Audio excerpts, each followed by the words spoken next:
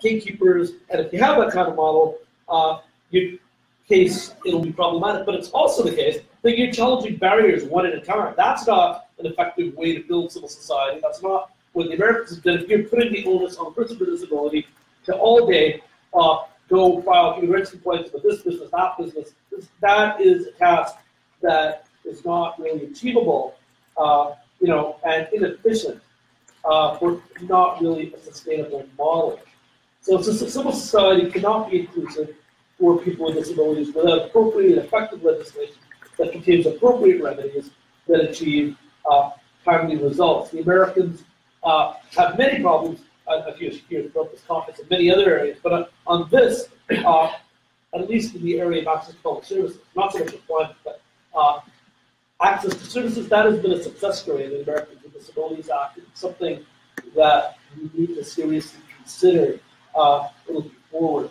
Unlike my colleague Mary, I'm not going to speak at great length about the history of funding, except to say that disability rights organizations, like civil society organizations generally, are underfunded. I went to Chicago, saw an independent living center. They had a 5-story building with a mass series of resources, whereas most independent living centers in Ottawa, throughout the country, other places that I'm aware of, run on a shoestring budget. They're very tiny, they're underfunded, and I think, as I said, I'm not speaking for anyone, but I think that's true as well for the Council of Canadians with Disabilities, whose Human Rights Committee I sit on. There's extreme underfunding of these organizations. I think it's better Harper, but it's historically been a problem. The other thing I'll close on, if you can move on, is the convention, rights persons with disabilities. The CRPD is enormously important. It's an international convention that creates baseline rights.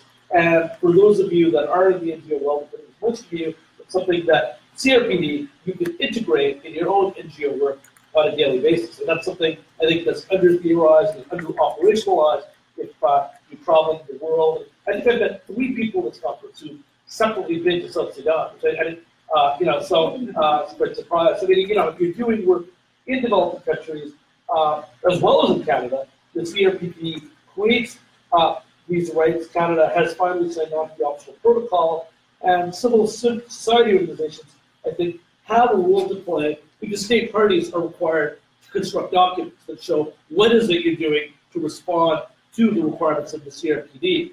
And civil society organizations typically produce a shadow report in response. I think there's an opportunity for people to collaborate on and bring disability rights into the work that you're already doing. I think it's promising that Canada has signed the optional protocol, but there's a long way to go. The difference between disability rights and I think some of the others is that the question of why it's a political issue is not even known to many people. Probably not people in this room, but maybe, but in a broader audience, you sort of have to begin with a disability 101 education piece, which is unfortunate. It's an ongoing struggle because, I'll end on this point and move on, is typically, like the GLBT movement, but unlike some other movements, it's not like the rich minority, where you have transmit from generation. People with disabilities are typically raised by able-bodied people. So that means every generation has to be politicized and viewed like the GLBT movement. And that's a challenge to build solidarity, to build it from within. It's an ongoing task. There's very little discourse about it in the media, more so than 30 years ago, but we have a long way to go. I'll stop. Okay, so can I invite you, since you're listening to one of our speakers, we're hoping to join it. Yeah, sure. I thought you were asking me about that. No. It is Nicholas, so he'll move with his name. He's not becoming big. Okay, thank you for those remarks, Larry, and we'll come back to that for sure. But for you. So I'm a legal advisor at ICNL, the International Center for Not-for-Profit Law, with sort of purposefully confusing or hard to remember name. So we work in 100 countries protecting civic space, in particular providing expertise on the laws that govern civil society. I coordinate our US initiatives, which have gotten a lot more focus recently because of developments in the United States. And I just wanted to first of all say thanks for inviting me and being a bit of an interloper here, and that I'm really excited during the day to be learning about Canada's experiences in enabling civil society, protecting dissent, whether that's experiences from the last administration, this administration, or at other points in Canada's history. So as most people in this room are aware, we're in the midst of a global democratic recession. So in Freedom House's Freedom in the World report, for every year since 2006, we've seen that they've shown that there are more countries that have become less free and more free in the world, so that's 11 consecutive years. This recession has also affected the Western world. So for example, Yasha Monk has an interesting study out that shows that only about 30% of Americans born in the 1980s agree that it is essential to live in a democracy. And this is way down from previous generations. And you see this across countries in the Western world. This isn't just a US phenomenon, but it's a marked decline from previous generations. As you mentioned, Civicus finds that civic space is narrowed in the United States. And so at ICNL, we work on a number of aspects of these challenges of how to enable civil society, including in the United States. I'm not going to delve into all the challenges in the United States because I'd be talking for far too long. But I just wanted to flag two examples on issues on which we have focused that don't always get as much of attention. One relates to the Freedom Assembly and the other, and protest, and the other to association. So on the Freedom Assembly, at ICNL, we have a protest law tracker that tracks bills and executive orders at the state and federal level that restrict the right to protest. You go to www.icnl.org and check the tracker out. And we've been doing this since November of 2016. And during that time, 26 states have considered 47 bills that would restrict the right to protest. So 12 have been enacted, there's 19 currently pending. Give you a flavor of what these bills involve. Some are about increasing penalties for blocking traffic, for blocking infrastructure. Some are more extreme. So for right now, for example, there's a pending bill in North Carolina that would eliminate civil liability for the driver of an automobile who hits a protester if the driver exercised due quote unquote due care. There's bills that would expand conspiracy charges, so that would make protesters or groups that organize protests liable for property damage caused by other protesters, so not them themselves. There's been a lot of activity around campus protests.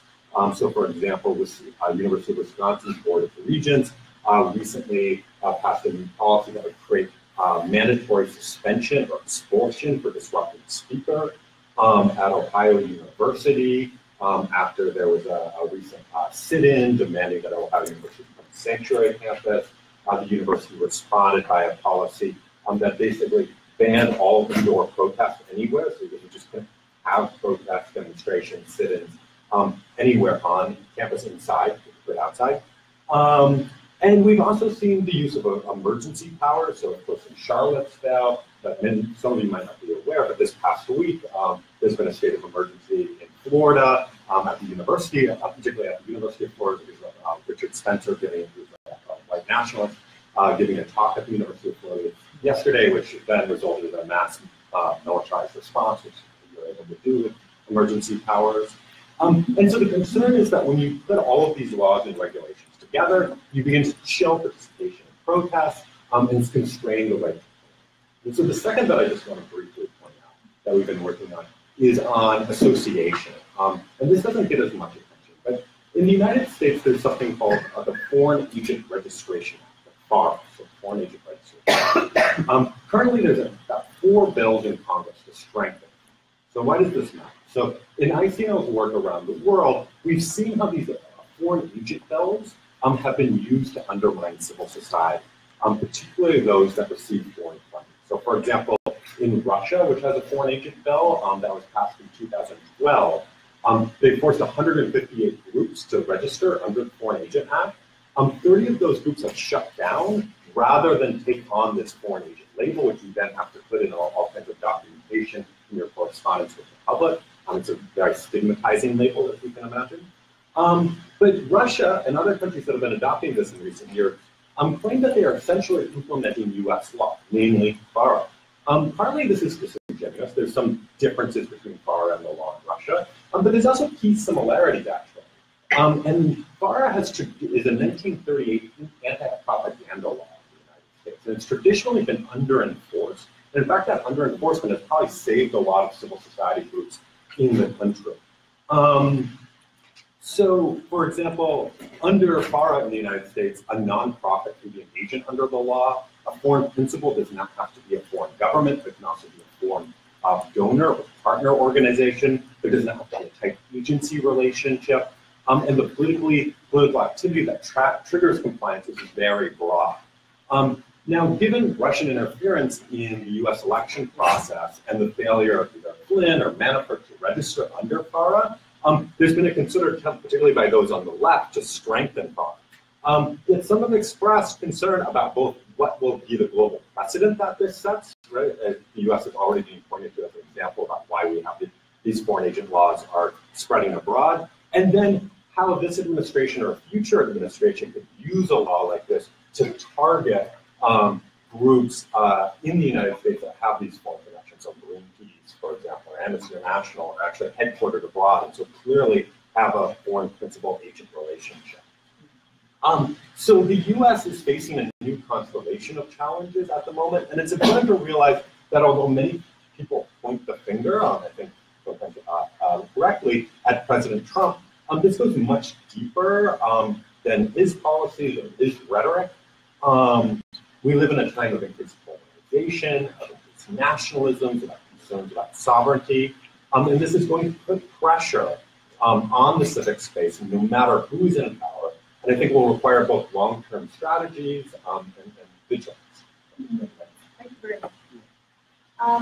So we are expecting, we won't stop until 10:30, Hayden to join us, and he was going to bring, a perspective that I think would add an interesting layer to this conversation, but very much in line with I think what we were hearing so far, which is how do First Nations, the indigenous peoples groups fit into this? Can they relate to this? Does it make sense as a framework to think about issues that challenges that they're facing? And I remember, I think it was around our conference in 2013, hearing with such clarity one of our participants who came from the community sector saying, because we were all worked up about Harper and this and that, and I'll come back to your comment about it not being right on. Then just kind of saying, well, who's been dealing with this? This is not new, right? It's not really worse. It's always been bad. And then you think, wow, reality check. Like, okay. Anyway, thank you for your comments. There's definitely some common threads here. I think Ravi very clearly, but Mary also, when you were talking about the women's movement, were saying there are some groups out there that we haven't, as a society, successfully enabled even to be part of our movement or process and to have these conversations about the enabling environment for civil society. First, you need to be able to be in the conversation, in the process. And so we have some challenges there with marginalized women and Mary, you named, you listed off a few, just a few, I'm sure, groups that are in particularly precarious situations where they're really challenged beyond what most of us can probably comprehend to actually step up and be part of these processes. So, to what extent can we really say that this discourse and framework applies to them and can benefit them and support their struggles? And then Ravi, along similar to this as well, there is an access, both in a physical but in other ways as well. There are all these barriers that are set up to groups to access these spaces, to be part of these education support groups and organizations, etc. And are we ever going to reach a point, or how long will it take us to internalize that this is part of the disabling environment that we have, that there is this limited access for different groups. suppose I think for the Canadian groups here, what you're saying, I think really resonates. I think that's been part of the interesting analysis that we've been going through as a collective of saying there were things that were in place. It's not like all of a sudden all these new laws emerged and new regulations. A lot of them, most of them, I think were already there. They've just not been enforced. So they were kind of being, oh yeah, okay, there's this limit on political activity, but we'll kind of all gloss over it because we're a happy family and everything is well. And then when all of a sudden we weren't a happy family and everything wasn't going well, oh, all of a sudden all these tools that were in the toolkit started, like, oh, we found some restrictions. We can nail them on this, we can nail them on that. And that really helped to accelerate a reduction of space. I think the question that Mary was hinting at in her comments as, are we trying to reestablish, to regain that ground that we lost? And I want to ask all three of you, is that possible and even desirable? Because in our title we said, are we reimagining, are we trying to reinstate if we've lost ground? Or is it different now? Are we in a new era? Do we have a different conversation? So we trying to get back to where we were, or the golden era, as Mary talked about through women's movement, for example, or is it really a good but different place that we need to go to? So I welcome your reflections on that. But clearly we're not back. It hasn't been reset and moving things. I think in many areas we're finding that it is much easier to lose ground than to regain the ground. That becomes the new norm. The bar is much lower, and that's now the norm. And what you said about focusing now on basic protection is really, it's a very special thing, right? Because it is scary, yeah, because we're really at the very bottom basic level of the minimal required, and putting energy into those battles and what about bigger rights questions. So a lot of future thoughts. So I would like to ask you to comment a little bit more now that you've heard also your other colleagues. So on this question of, are we reimagining or are we trying to get back to where we were? What about that challenge that even in the good old days, we weren't really able to include all those who need to be included in this conversation or in this process? So how do you see that agenda? It's interesting that there is a lot of a reasonable amount of literature looking at the advisory councils, for example, and some of the other mechanisms that were put in place after the Royal Commission on the Status of Women. And no commentator, no analyst gives them a very high grade. They were already falling behind what was envisioned for them because they weren't providing the real input of women's movement into the government. They were really just sort of buffers, turning the women's input into some kind of winnable, saleable solution. So that's one thing. The other thing I would point out is you so correctly noticed the women's movement itself had a lot of problems because it was pretty much white middle class women who were alive and excluded from it. And for me, it wasn't just that the women were excluded as actors, but their choices about what to give priority to were also excluded. They didn't play as effectively as they might have. And one that I remember, for example, is the concern that women in some communities had about what was happening to their sons at the hands of the police. And all of the liberal feminists kind of threw up their hands and said, we can't possibly be worried about boys. And now you see this epidemic of police shooting of black men, black boys, and we sort of missed that book. I think that one of the things that would be happily received back is the funding. Just to get right down to brass tacks here, that would be wonderful, and the capacity to do two things with that funding: find different ways of reaching people and making community, and also doing more research. The National Association of Women in Law used to do a lot of research. They don't do much anymore, but they have a terrific course called Organizing 101 that's available to groups and to young people. It teaches them how to lobby. And those kinds of things are very useful. So I think, just give us the money and then try and reinvent something. My thoughts.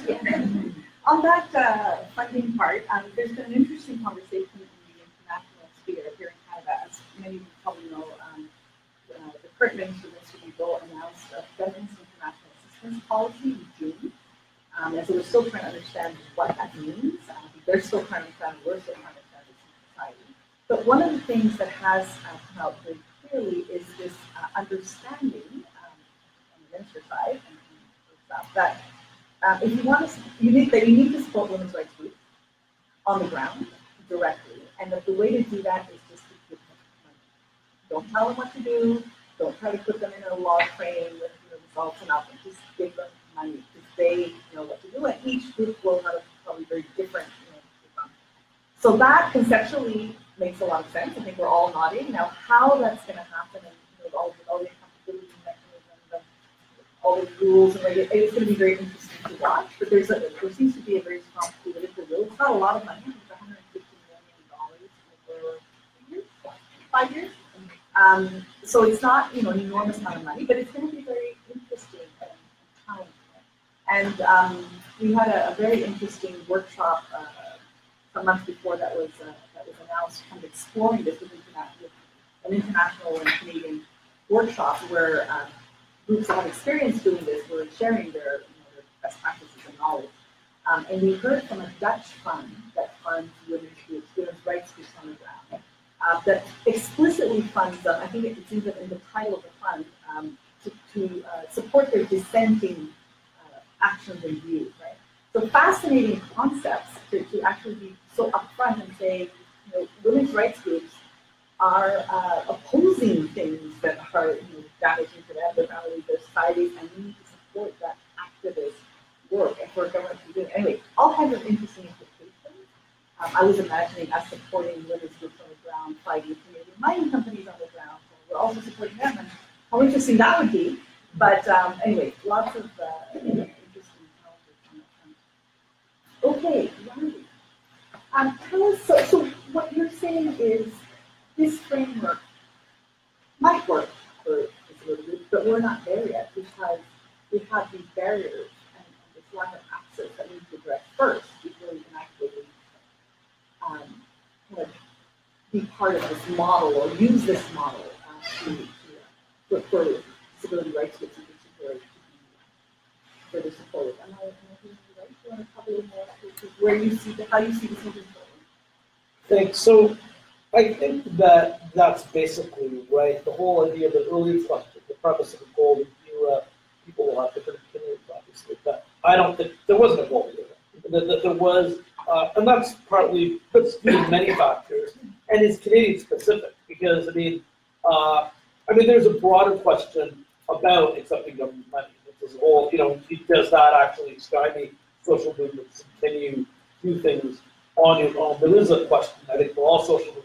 Once you start taking government money, there's certain compromises you make by taking it. And I still know really instructing, but I think we're quite a new thing, no strings attached. But to my knowledge, most of the time, there is implicitly or explicitly, usually explicitly, strings attached to this. So once you go down that path, that's been a problem. So I think there's definitely there's that issue, but because there's no golden era, I think probably there were funding mechanisms, certainly in pre-Harper, and some things probably were better. But frankly, a lot of the things were not we advocated for in the earlier the high Keynesian period, things the big state period. There wasn't the first Trudeau. There wasn't a lot of this wasn't happening. So there's a reason discussion to talk about why that is. But I think that simple education on the social model is the precondition. Social model stands for the idea that it's structural barriers that impede people with disabilities. It's not well known in certain circles, but I don't think it has the same. It hasn't made it into public discourse the way other social movements have. And that's a big problem. Once you have the education piece, I mean, some things will come from laws, but it's not something that is really possible to do. So I mean, many people that are not lawyers are not aware that the original draft of the charter did not include people with disabilities. So there was a minister at the time, Trent, thought that it would be too expensive, and they had to. There were young lawyers that worked on that, Oski and others, a long time ago, that worked to get that. I mean, what really concerns me also is that this is not simply the lack of knowledge, but also the generational shifts. I think younger people in particular, right, PhD students, that sort of thing, may be particularly unaware of this. We just assume all these. So I mean, the Human Rights Code had to be amended in the 80s, different kinds of different provinces, to include disability in a number of ways. So, if you don't have the sort of basic approach to the issue, and basically what you're left with is human rights complaints, and that's, but I do think that really what needs to happen is working on these laws, both civil rights, human rights laws at the federal and provincial level, because I think that will at the very least create some sort of awareness about the issues, and then people need to mobilize on that. But I don't think it's a question of going back. But the last thing, very quickly, I want to say, I think using dialectical, I think it's a pretentious word to use, but I do think that there are contradictory elements. And this is sort of a question that you haven't really asked, but sort of what era are we living in? The era of globalization, and mostly, certainly in many people, I think, in the audience that I understand this to be, thinking this to be a negative, which I think is generally, because my colleagues spoke, I mean, there's Trump, there's a dark version of this, but there's also a question of, for the younger generation, for these where new things, just simply by the nature of being in or at home, there's potential for change. And I'm thinking particularly of technology, particularly the internet. This is a complicated subject, but there's liberatory aspects, the things that some people find, particularly trade unions, find scary. And I can say this, I come from a trade union human rights perspective, or the trade union firm, but there's opportunities with globalization, things like flexibility that if you do it right, most governments don't, but if you do it right, there's actually possibilities to empower people with disabilities who couldn't necessarily work in a traditional job necessarily. There's actually an upside that you can make things like the internet, part-time work to empower people with disabilities. But you have to have the right regulatory mechanism. That goes beyond human rights law. But I think it hinges on some of the things that stuff is happening anyway. So how can you use technology? I mean, and as I said, I go back to it just because I was so shocked. I got an email from South Sudan the other day. I mean, the fact that I'm getting this shows, well, it says many things on it, but the one I'll focus on today is that it just shows the kind of world we live in. I mean, this audience, I guess, when I talk to people, so they're not shocked about this, but I guess I was a little surprised. But it shows you internet capabilities everywhere. That opens up a lot of potential for people with certain kind of barriers. You can jumpstart technology, right? And so I think that that's a dimension that you can combine with human rights laws to make a better future. Thank you. Thank you, Ravi. Your comment about globalization makes me think of something I heard recently from the CEO of the World Bank. She said that globalization has I'm going to paraphrase, but it was something like it's universalized because of the flow of information. So you get this email from South Sudan, everybody being on the internet, that it's globalized expectation. Like they're shared. People have this sense of this is possible, this level, this degree of quality of life, or whatever. It's out there. Other people have it. I want it too. But it's not because of the restrictions, among others, like movement of people we have. It hasn't allowed for the realization. Equitable realization or opportunities to realize those expectations, right? So there's a contradiction there that more and more people are informed of what's possible, what's out there, what others have been able to achieve, and yet there's still a lot of barriers on being able to move thank you, Riley, for that. So Nick, turning now to you. We're delighted to have you here. I think for us, it was really important when we felt like we were in a darker place to have that capacity to talk to others, that international solidarity. It was really important, and to reflect with others on what we were going through, what others had gone through, put it in a larger perspective. I said earlier, I fully, what you said about it not really resonate. I think it was an eye-opener to see what was happening several years ago, and then to kind of start understanding where that came from and where that started, and how others had been perhaps affected in ways that we hadn't been that sensitive to because we were in our golden era, while others, others were not doing so well. But all of a sudden, we were all kind of in the same conversation, which was really interesting. So hopefully, this is making these connections and spending the day with us as useful for you as it will be for us. But I wanted to ask you maybe to go back to this idea of state security and emergency and what's happening at Florida. Where do you see that going? That is potentially really scary. Yeah, no, I think it really can be.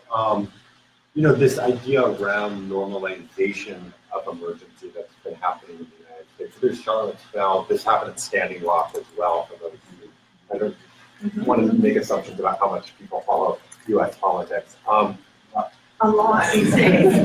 Too much. And I'm sorry if you hear Trump. I think for me, I used to say that, like, rights are Trump cards. I no longer use the word like Trump, when talking about rights because they got out of the lexicon. And we've also seen the use of emergency powers, particularly around race conflicts in the United States. So some of the Black Lives Matter protests and the riots that came out, so Ferguson, Charlotte, more recently in Berkeley. You see the use of emergency powers again and again. And certainly this is concerning from ICNL's international work and seeing the normalization of emergency that has happened in many countries, both the legal aspect of that, but also the cultural aspect of that. If everybody thinks anytime you're going to go to a protest, there's going to be a state of emergency and there's going to be a giant militarized response, that changes the dynamic of what it means to go out and protest and have your voice heard, and who goes out and protests and has their voice heard. It can lead to an increased polarization. I think there's a real opportunity here, since I'm speaking to a group of academics, although maybe I need to speak to also some U.S. academics about this as well. I'm understanding this problem empirically. I just don't think there's great evidence in the United States, for example, empirical data on how often are emergency powers used historically. So my sense is there's been an increase in emergency powers in the last few years. I can't find anywhere, as far as I can tell, where I can show that actually happened. Is it as much as the 60s? I don't know. That's an open empirical question.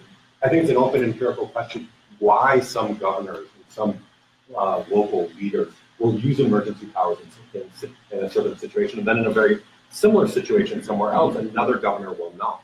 And why is it that they use those emergency powers then and not? And what are the extent of emergency powers vis-a-vis different states? So I think there's a lot of really interesting academic questions that need to be answered, at least in the U.S. context, to start to get our handle on this. But I think part of the reason we haven't is there wasn't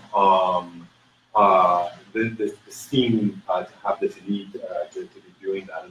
And so I think, this is an area, there's concerns about emergency powers at the state and local level. And then I'm meeting with civil society groups are discussing amongst themselves, both quietly and sometimes more loudly in the United States, what to do in the case of some sort of emergency crisis at a national level.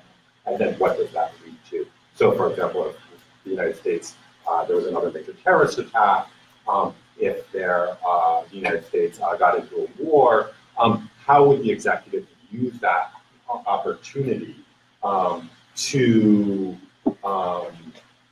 perhaps further marginalize certain groups, to infringe on civil liberties? And then there's efforts underway. I think the mood right now in the United States is defensive amongst civil society organizations about holding the line. But there's also this realization, as we're speaking to, I think there's, I might get this number wrong, there's something like 12 active emergencies right now at the federal level in the United States. And people don't necessarily understand this or what the implications are for that under, there's 50 or 60 laws in the US that then get implicated when that emergency is declared by the president. And what are those powers? Are those powers necessary? Certainly you have concerns about the extreme, about martial law, but there's groups right now who are working about, can we categorize all of these different emergency provisions that we find scattered throughout US statutes, and then when the time is right, to try to change this in a different environment so that there isn't such a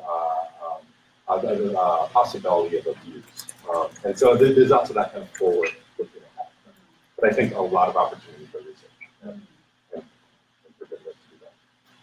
Thank you very much. Yes, ma'am. And I'm going to turn Dr. Mary's remarks to the floor, so I'm really invite you. I'm prompted by the discussion of emergency to raise the issue of what seems to be increasingly widespread police lawlessness. In every province of Canada, there's some sort of black sort of protest about people being shot, the victimization of women. The police really do seem to be running much better. And I don't know what can be done about it. And I'm also wondering if the use of emergency powers is perhaps a green light for police exercising unaccountable exercise. Yeah, I think, yeah. So I would say that sounds right, but we don't know. I mean, there's been very little kind of looking at how do police forces respond to these kinds of signals. How do they interpret the use of emergency powers? Emergency powers in the United States are often very strictly defined, right? I mean, emergency sounds really bad. In fact, often it's about coordinating resources, or bringing up certain resources so that you can respond and you can bring up the National Guard if necessary. But how is that internalized, again, not just by protesters, but I think also by security forces themselves? I don't know if this is a similar problem in Canada, but certainly in the United States, one of the first things that Trump did when he came into power is he reversed an executive order that Obama had that allowed for the transfer of military weapons from the U.S. military to local police forces. And so we saw this in Ferguson, but we saw this in Standing Rock, and a number of places. These really disproportionate shows of force in response to protests, sometimes contentious protests, but not violent protests necessarily. And I think when you have a lot of, and we also have a lot of veterans that are returning and joining our local police forces. And so I do think that's a dangerous group of elements, and we need to figure out how can we make that an Okay, thank you. So, great. So I want please to invite you all, well, not all, because we don't have time, we have half an hour, but people to come in with comments, questions, and observations. Yes, and if you could introduce yourself, please do. My name is Jenny.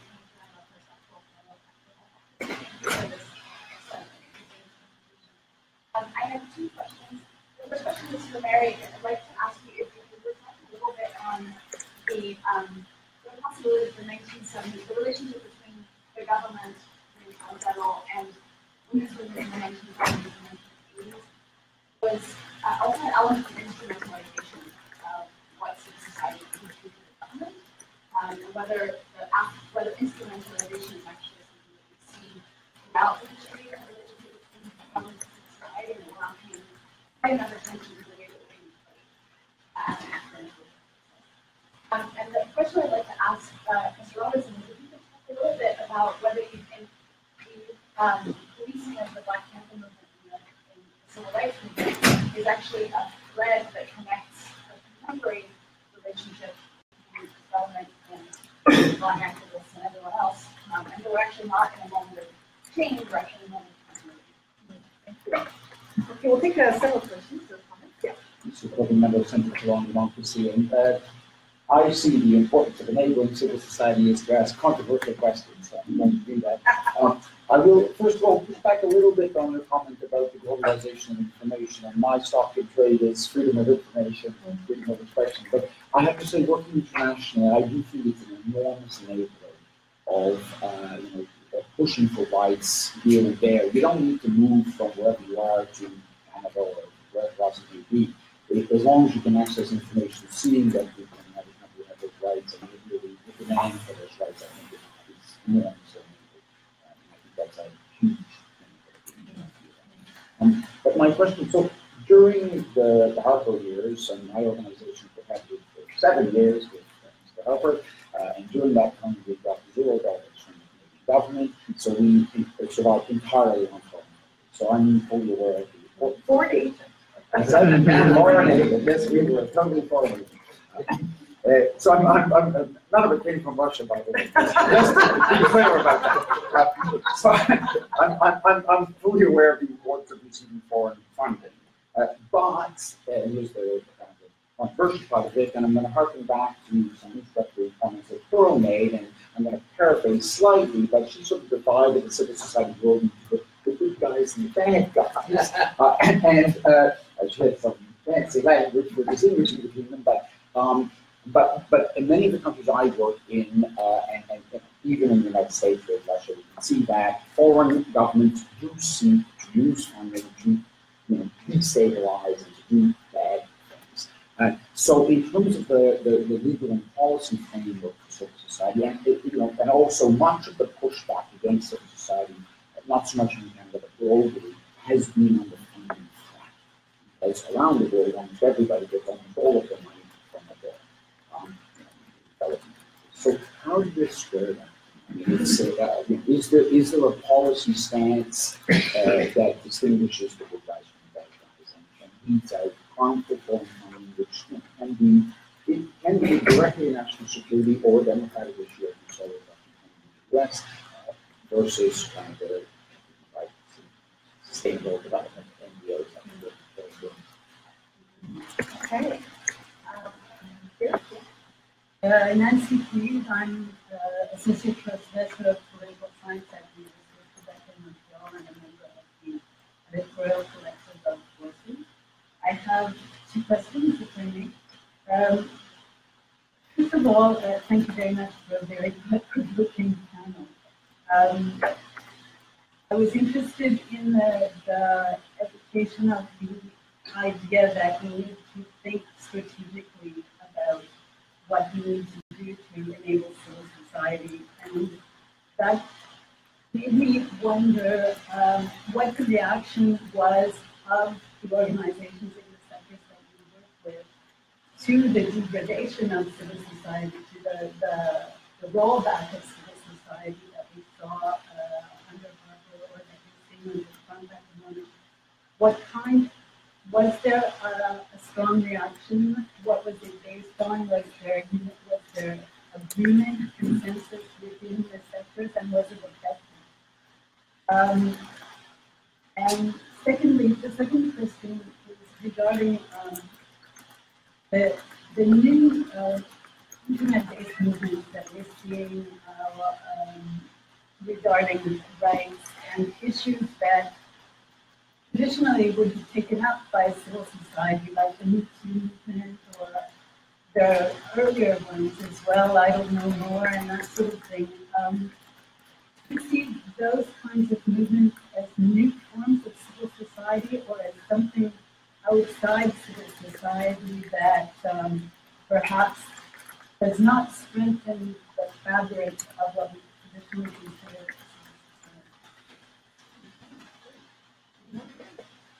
My name is Carmen Eicher, and I'm a member of the Editorial Collective as well, and I'm an emeritus professor from the University of Toronto.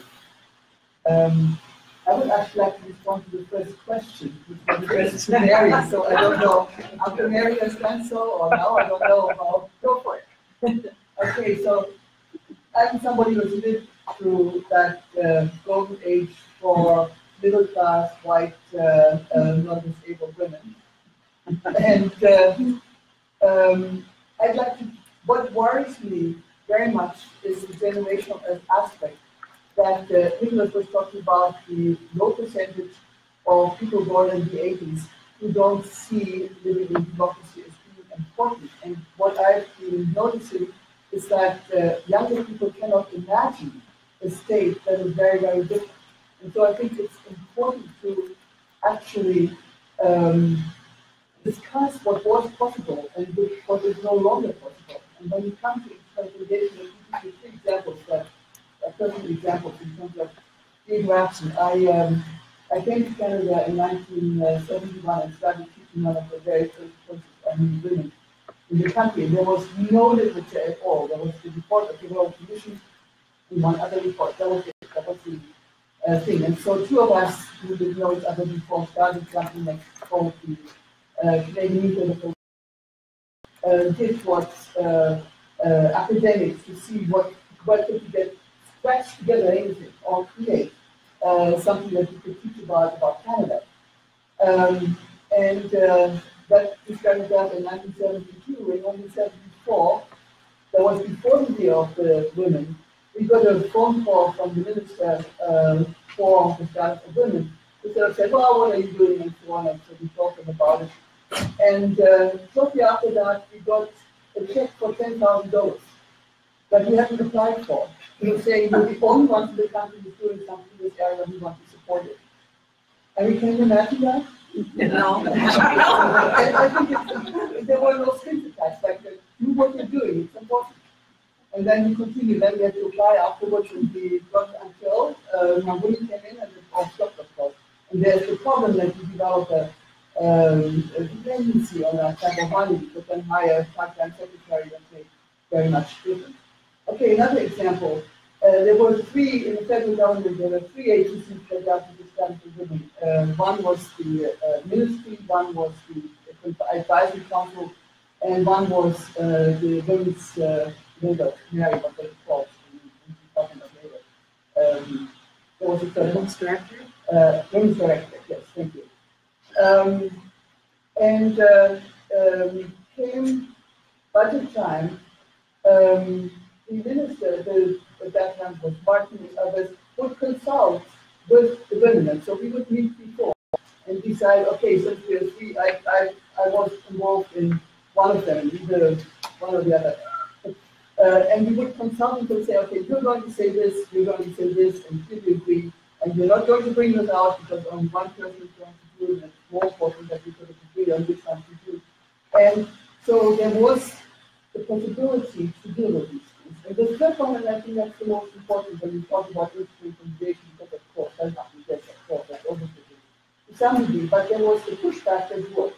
So, Status of Women every year brought in about 20 to 30 women's groups for consultation. The consultation was supposed to be between the federal government and the women's groups. And then at some point, at that point, I was president of the Canadian Research Institute for the Status of Women. We decided that wasn't in our interest. And we said, we want of the day and a half, we want half a day for us to consult without you to decide which issues we're going to collectively deal with. And so, since we all said we wanted that, the Status of Women said, Mom, that's what we wanted, that, okay, go ahead. And that would be the pushback against exactly the type of issue that you raised. And that was okay.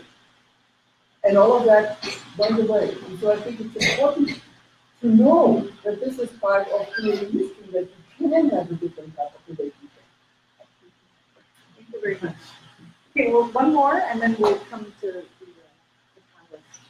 Yes, John. Thank you. My name is John Packer. I'm Associate Professor of Law at the University of Ottawa and Director of the Research Center.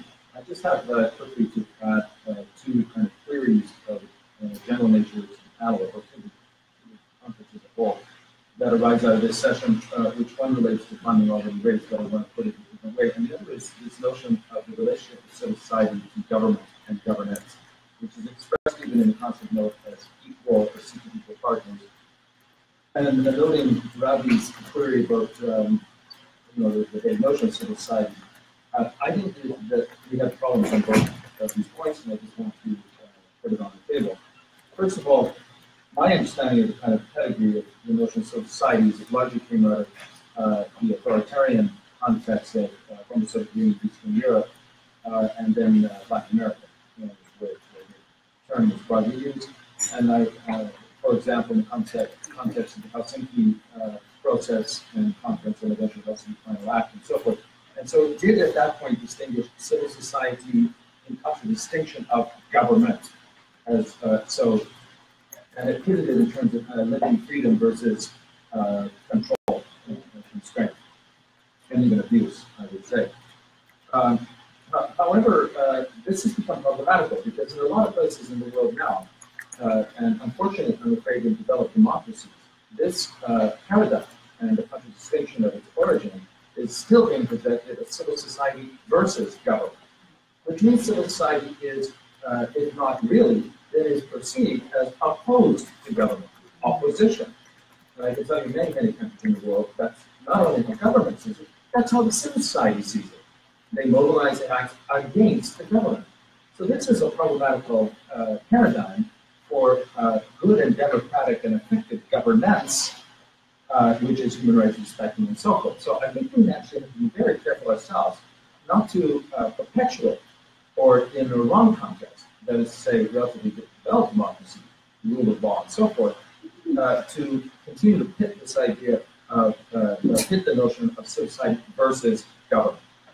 It's rather a much more close and complex relationship where governance actually relies upon active civil society in terms of generating the genuine interests and voice and so forth.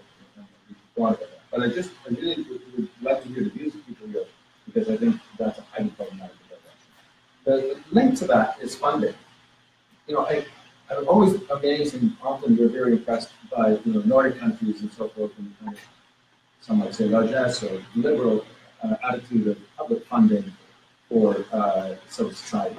And I take Mary's point, and by the way, my general view on my entire professional life has been money on the table, bar one or two constraints take. Because on the whole, I think we need to use it. So I see Alex immediately looking at me because of the international plan. But basically, we need resources at some point. However, if you look at the experience of the Nordic countries, where you have, frankly, absurdly state-dependent, quote, civil society, 90-95% funded, many, many organizations, and where the heads of them simply change seats between an elite, a governing elite, in the state. I mean, this is literally the case in Norway, Sweden, so we just change seats. Now, a lot of them do very good things. Norwegian People's Aid, Norwegian Refugee Council, we can talk about it.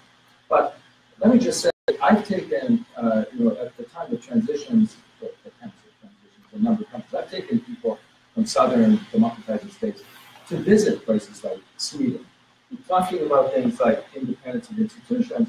And I was in shock when I met the legal chancellor in Sweden for him to tell me that actually the point that he reports to the Minister of Justice.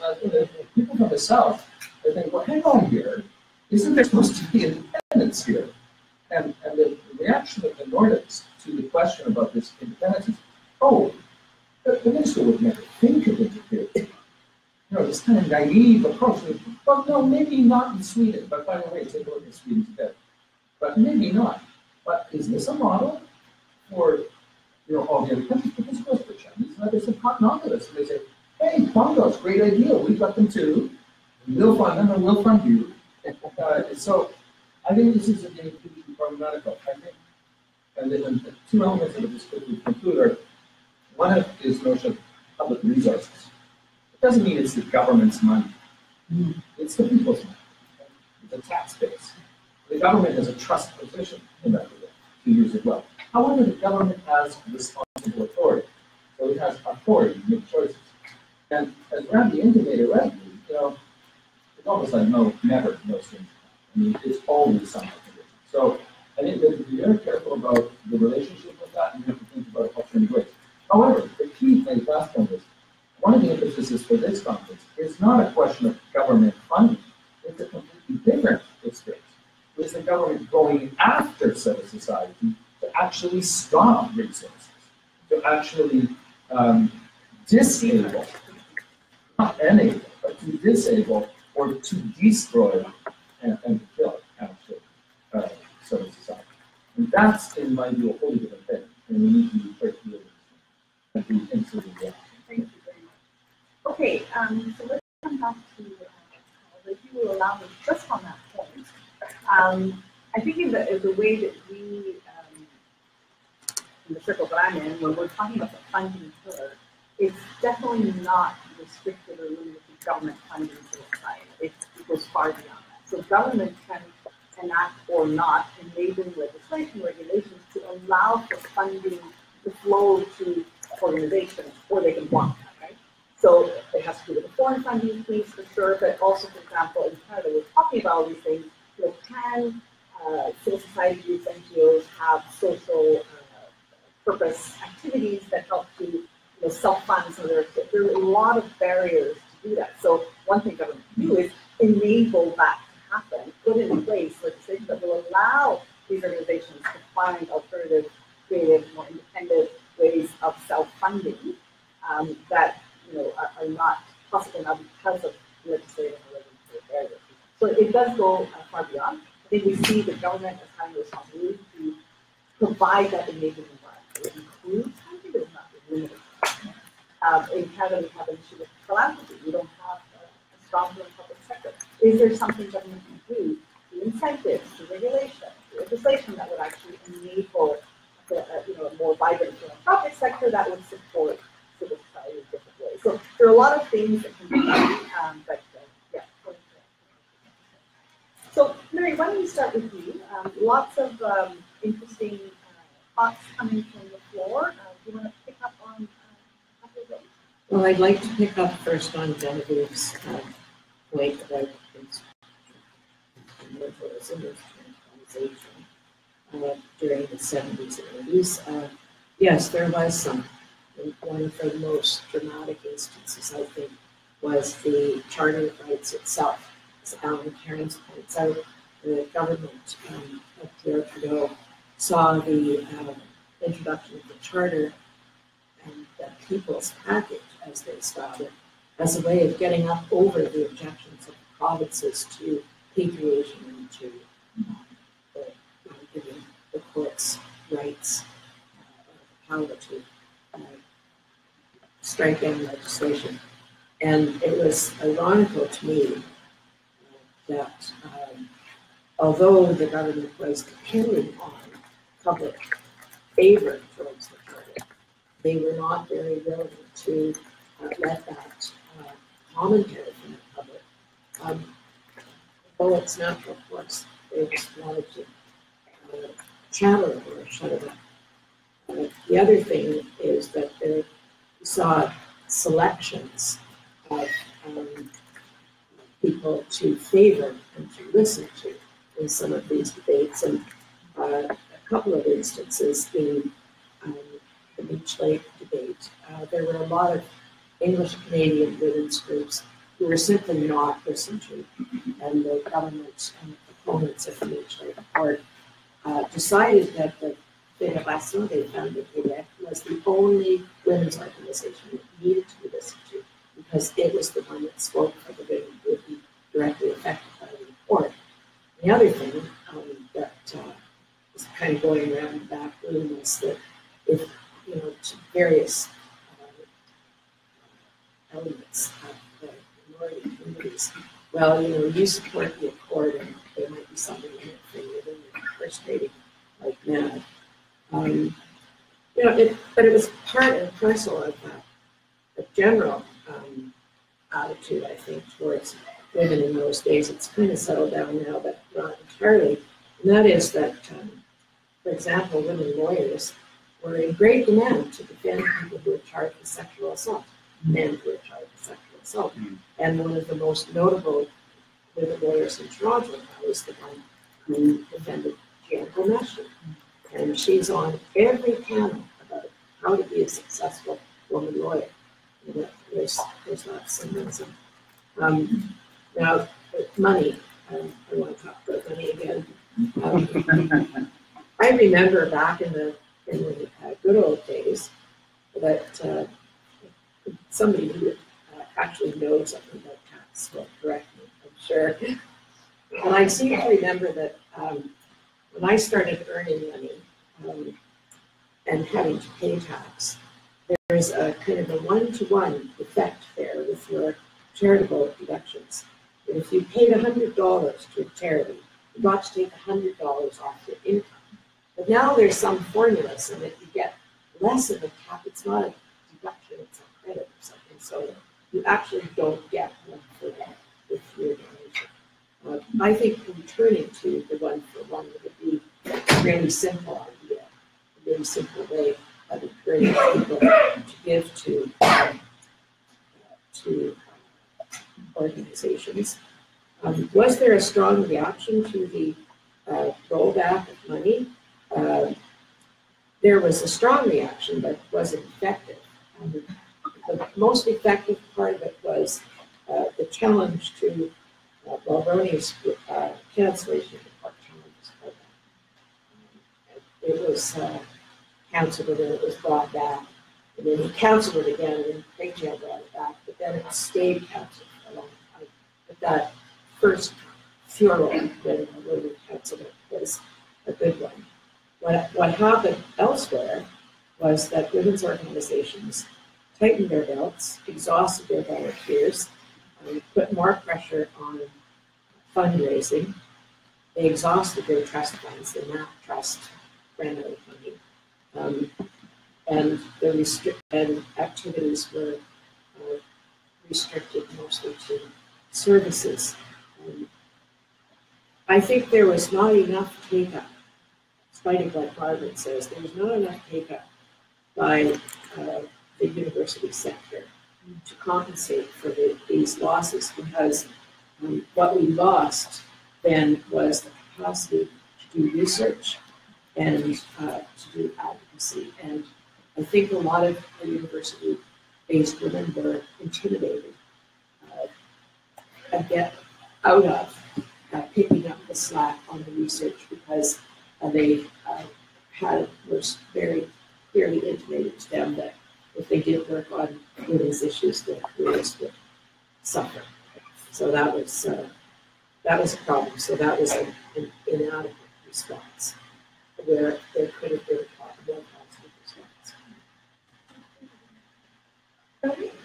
Oh, okay. So I think, given time constraints, I'm only going to respond to John Packer's point. And I have to say, I 110% agree with what he's articulating, which is nuanced. I think it's not a one, and I don't know that I fully can have a discussion at this point. But yeah, take the money you have, but get the shipment. But it's highly problematic. And the thing about it that's ironic, that's not just a cheesy slogan. What I mean by that is people with disabilities are mostly outside the labor market. Not everyone with a disability went to Harvard and has a tenured position. There's lots of people that live in poverty. But if you live in poverty, there's all kinds of huge disadvantages. One of the things that there isn't, though, is that you can spend 1, 2, 3 nights in jail and you're not worried about losing your job. You don't have a job. I'm not trying to be political. and there's not, I'm saying that this is a real part of disability history. So I talk about the upside, I polemically talk about Republican support, but there was an earlier period that I didn't have time to talk about,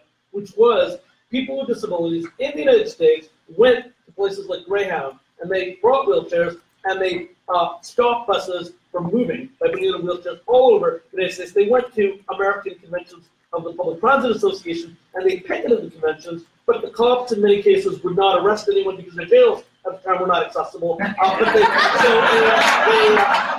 So in this context, there are other ways that you can raise issues around civil society without any budget. And I think there's a dark side to getting addicted to government money. There's actually things, particularly in the internet world, there's things you can do with very minimal budget. Doesn't necessarily have to be civil disobedience, which I'm not advocating. So there's any law society people here, but but what I am saying is though that there's a very dark side to money. There's a huge history of activism from below, and that had a direct impact on creating the impetus, particularly with Vietnam vets. Canada didn't have vets. The disabled vets came back from Vietnam. They were radicalized.